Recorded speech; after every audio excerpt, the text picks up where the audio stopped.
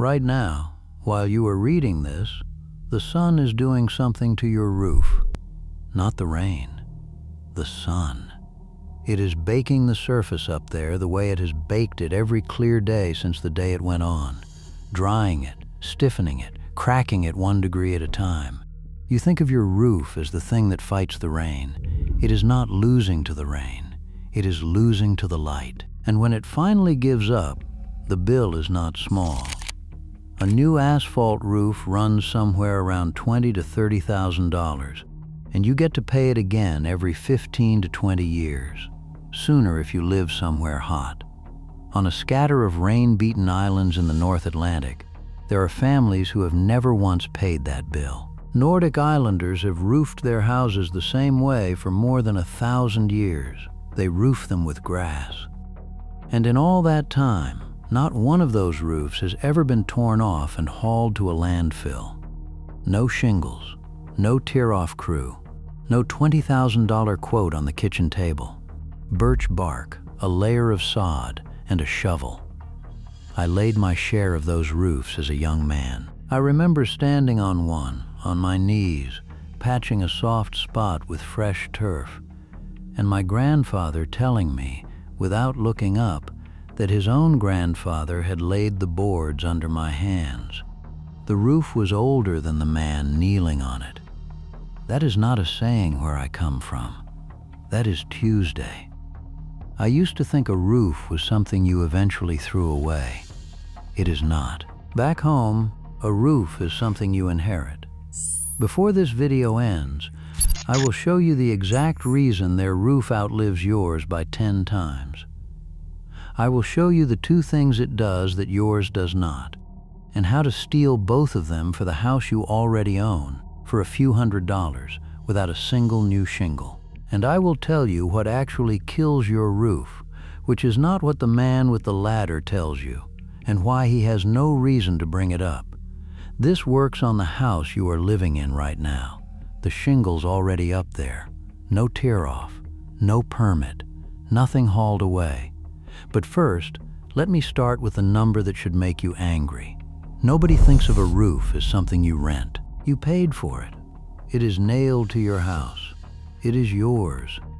But look at what you actually bought. An asphalt shingle roof, the kind on most American houses, is sold to last somewhere between 15 and 30 years. And in the hot states, 10 to 20 is closer to the truth. Then it fails, and the whole thing comes off, not repaired, removed. A crew spends 2 days tearing your roof into a dumpster, and you write a check for $20, $25, sometimes past $30,000 for the next one. Then the clock starts again. And here is the quiet part of that arithmetic. When your roof fails, the man who inspects it will tell you it is old. It wore out. It ran its course. What he will rarely say, standing in your driveway, is that most of that roof did not wear out from weather at all. It cooked. The shingles on the sunny side always die first, not the side that catches the most rain, the side that catches the most sun. That should tell you something. If rain were the enemy, the wet side would go first. It is the bright side that curls and crumbles and drops its little black granules into your gutter. Your roof did not die of old age. It died of sunburn. Add up a lifetime of that. If you own a house for 40 years, you will likely buy 2 of these roofs, maybe 3. Call it $50,000, $60,000, $70,000 over the life of one mortgage, for a part that a colder, wetter, harsher place figured out how to build once and keep for 1,000 years.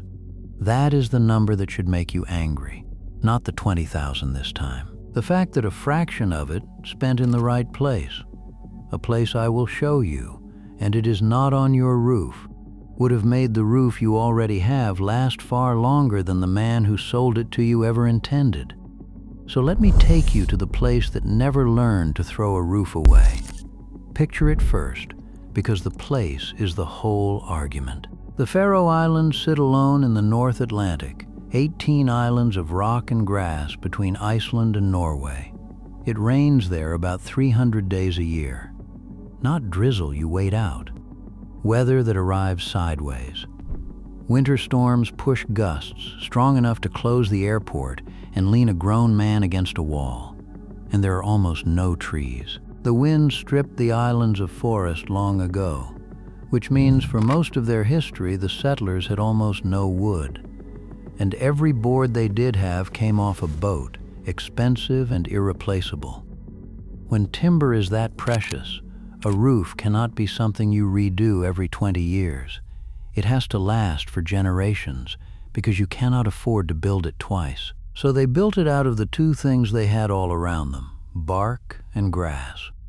Here is how it works, and it is older than it sounds. First, they lay down birch bark. Never, we call it. Sheets of bark peeled and flattened and layered across the roof boards. That bark is the waterproof skin. It is the part that actually keeps the rain out, and it is astonishingly good at it. Then, on top of the bark, they lay turf. Sod cut from the ground in squares about the size of a dinner plate and a few inches thick, set down 2 layers deep.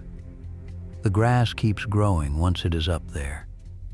Within a season, the roof is a living meadow, and from a distance, a Ferozi village looks like the hills decided to grow houses. They have been roofing this way since the Norse settled the islands in the 9th century. Over 1,000 years. It is not a museum piece, either. Walk through Tórshavn, the capital, and the old government quarter still sits under grass roofs today. The people running the country work under the same roof their ancestors would recognize. Now, I want to be honest with you, because my grandfather would climb out of his grave if I sold you a fairy tale. A grass roof is not maintenance-free. Every so often the turf gets topped up. And every few decades, someone lifts the sod, checks the bark underneath, and renews it. So it is tended. It is fed. But notice the word I did not use. Replaced. Nobody ever tears a turf roof off and starts over. There is no dumpster. There is no crew. A man with a spade lifts a corner, sets things right, and lays the grass back down, and the roof carries on, the same roof, for another lifetime. That is the whole difference in one sentence. They repair a roof, we replace one. Their weather is worse than anything your house will ever face. More rain, more wind, more salt. And their roof lasts 10 times longer than yours. That is not luck. That is not some mild island climate doing them a favor. It is the opposite. Their climate is brutal, and the roof still wins. Which means the difference between their roof and yours is not the weather. It is the design. And the design is something you can borrow. So here is the clever part. What kills a roof is not water. I know that sounds backwards.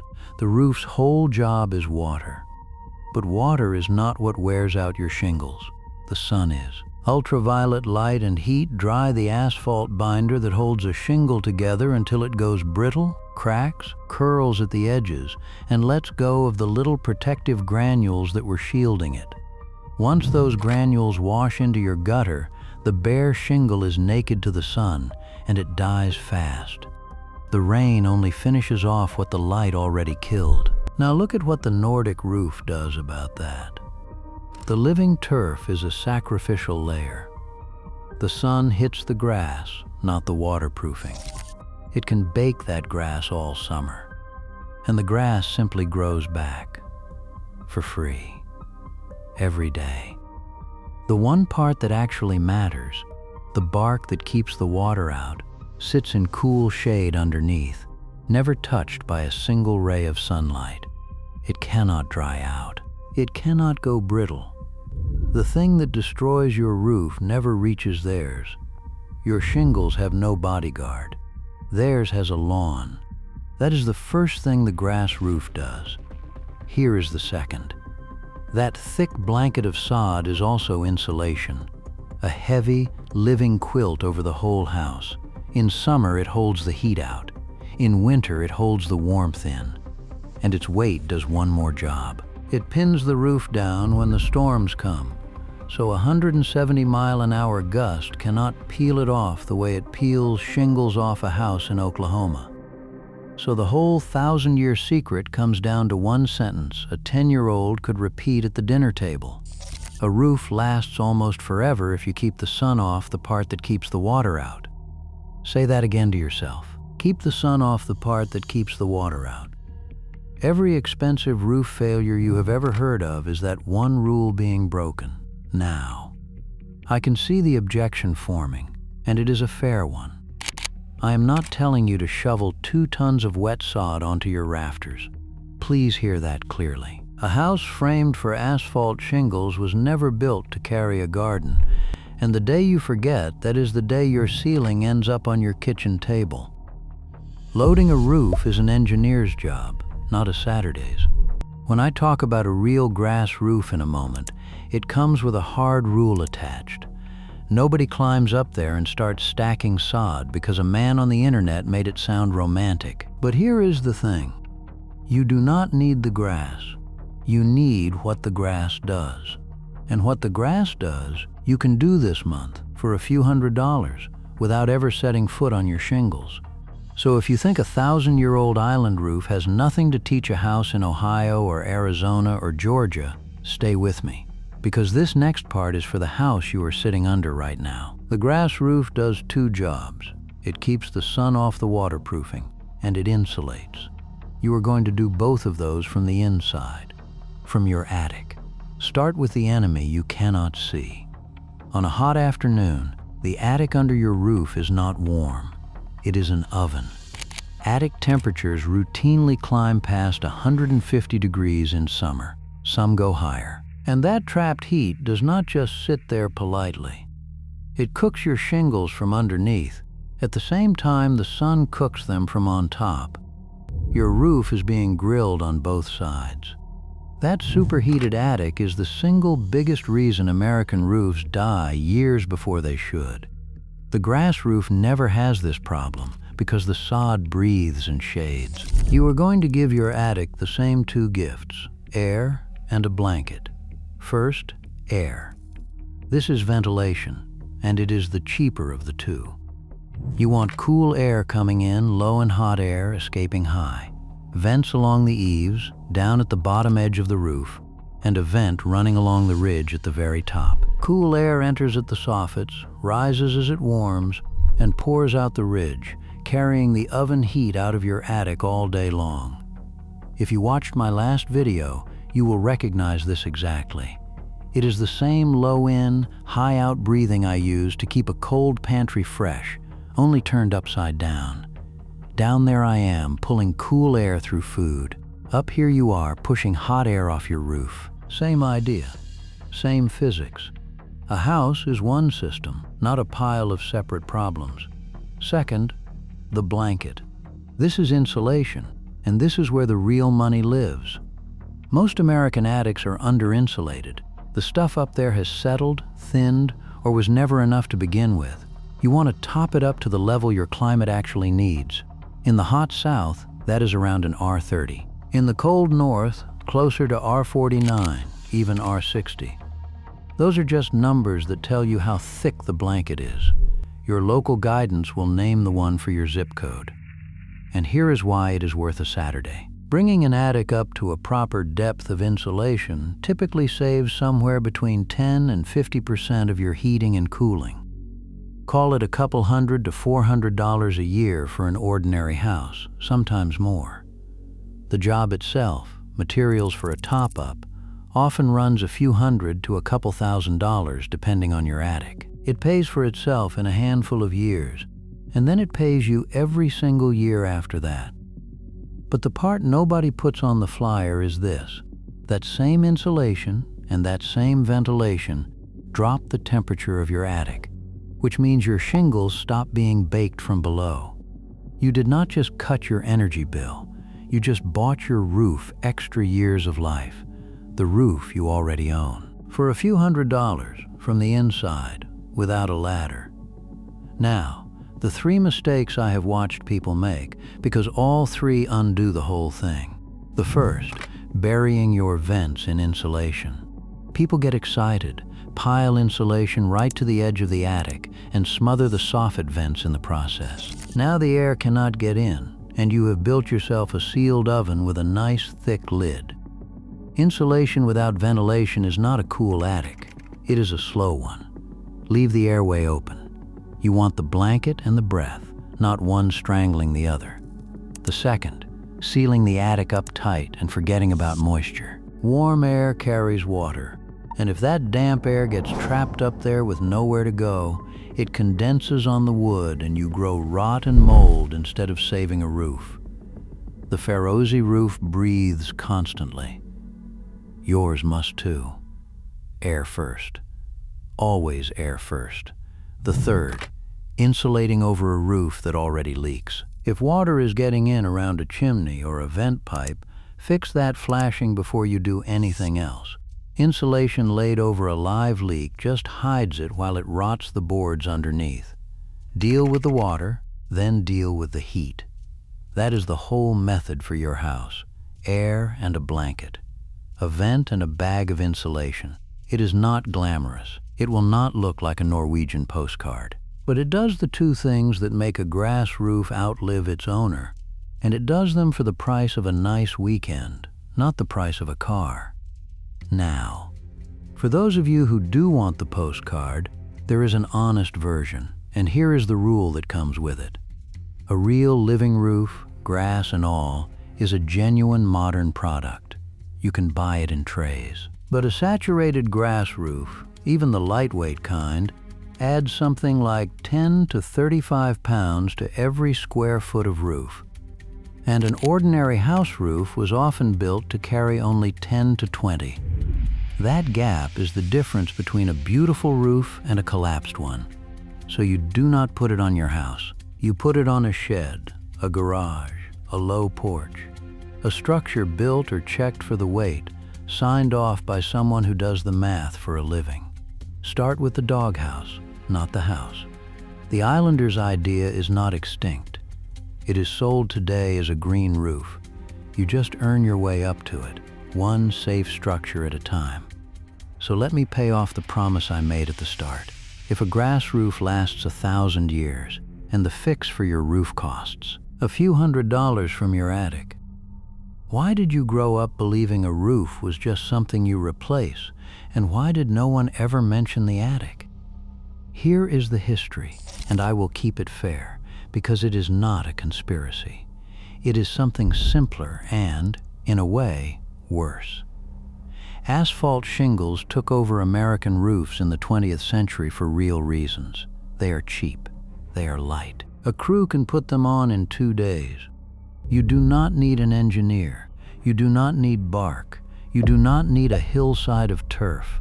For a country building millions of houses fast, the shingle won honestly. I will not pretend it did not. It solved a real problem. But cheap and disposable solved another problem too, for the people selling it. A roof you repair with a shovel is a roof nobody gets to sell you twice. A roof that fails on a schedule is a customer for life. Every 15 or 20 years, the same house, the same driveway, another $20,000. One of those two roofs fits a business. The other does not.